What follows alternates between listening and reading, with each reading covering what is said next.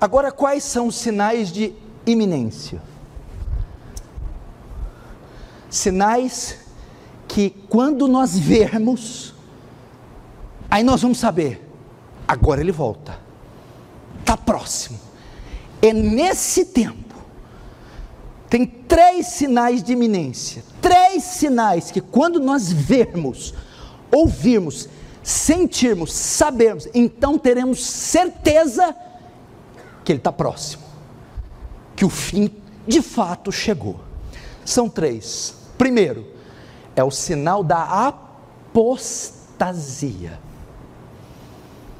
Os crentes de Tessalônica estavam com medo e tristes, pensando que Jesus já tinha voltado. Paulo vai corrigir eles: não, a vinda do Senhor, de modo algum isso será sem que antes venha. Então fala assim, a volta de Jesus não vai acontecer sem que antes aconteça algo primeiro. O fim não vai acontecer sem que aconteça algo primeiro. O quê?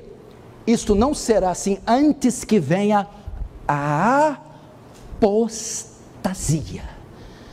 Quando a apostasia estiver começando, acontecendo, opa, Jesus está próximo. É um sinal de eminência. O que é apostasia? É o abandono da fé, o abandono da verdade, é o crescimento da mentira. Apostasia tem duas variantes. Primeiro, tem a ver com o mundo secular, o meio secular, o ímpio, o pagão.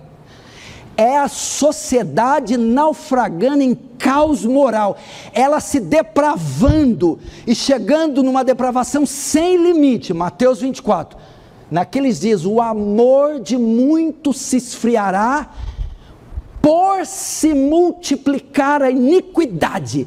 Você iria ver aberrações na TV, aberrações no meio pagão, no meio ímpio, pessoas imergindo no pecado de uma maneira jamais vista.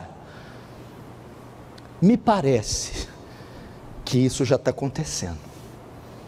Escândalos, atrocidades, orgias, homens e mulheres fazendo coisas abomináveis, bestiais.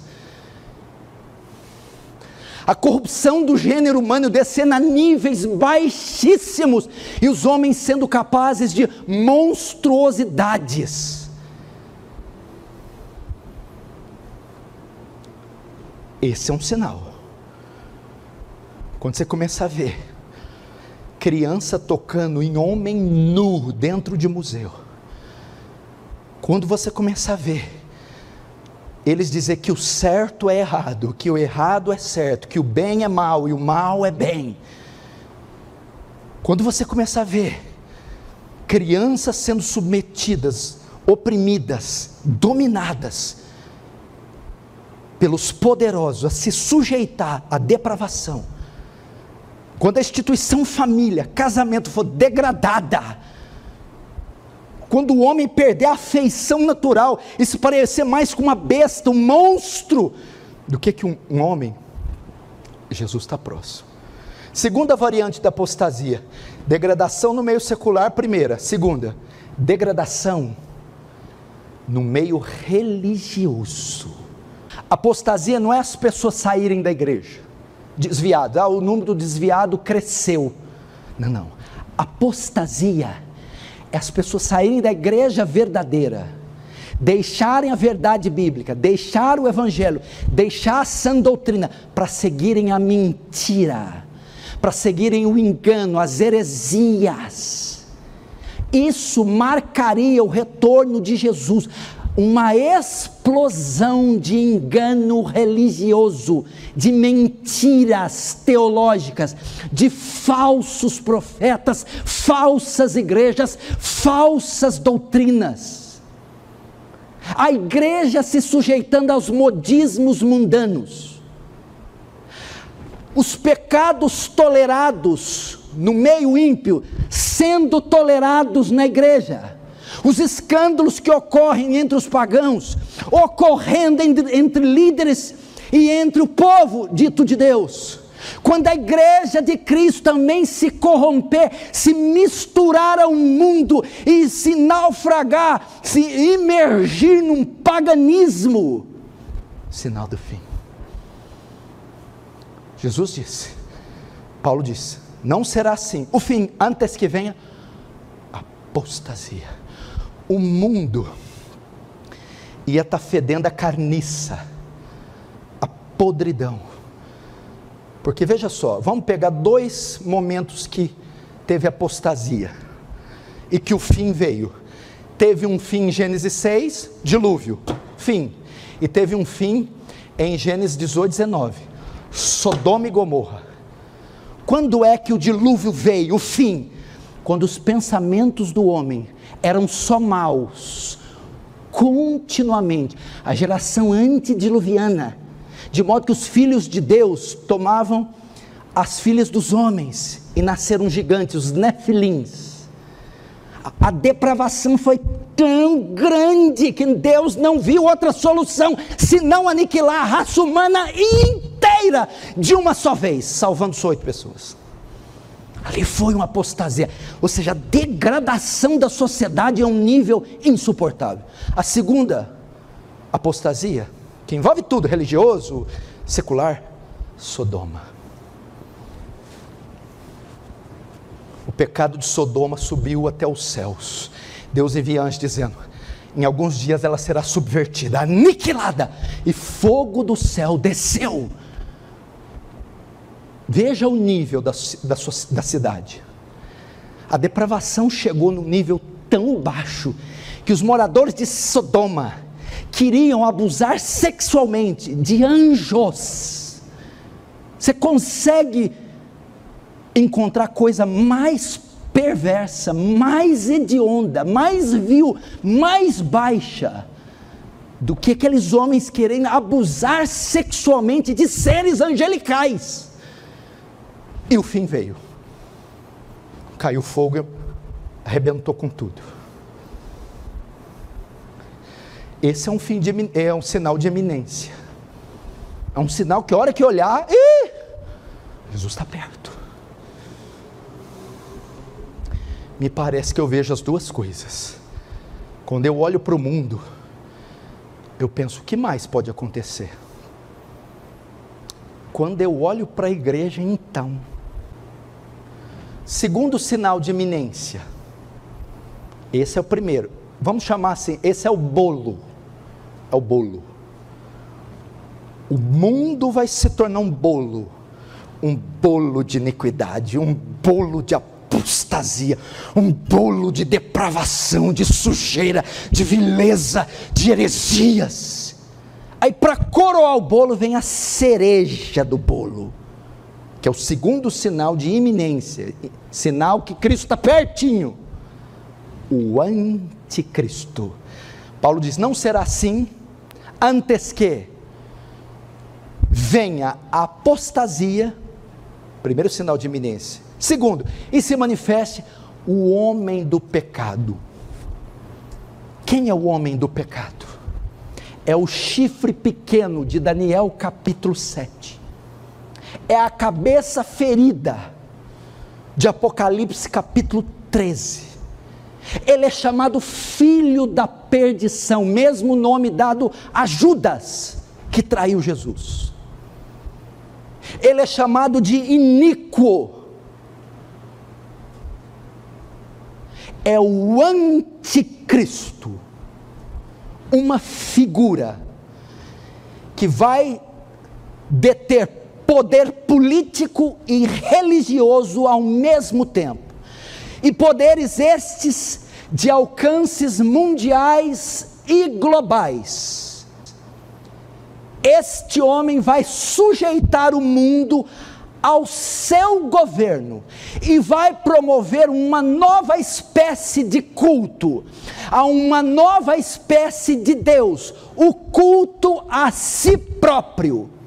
Ele virá no poder, na eficácia de Satanás, fazendo sinais e prodígios, para enganarem os que habitam na terra, e promoverá, meu irmão, e promoverá o registro, a marca do seu número e do seu nome, a marca da besta, na testa ou na mão.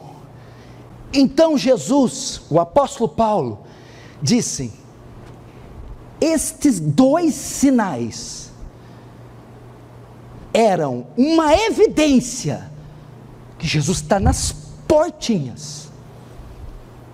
A apostasia, com duas variantes: mundo secular, mundo religioso se corrompendo.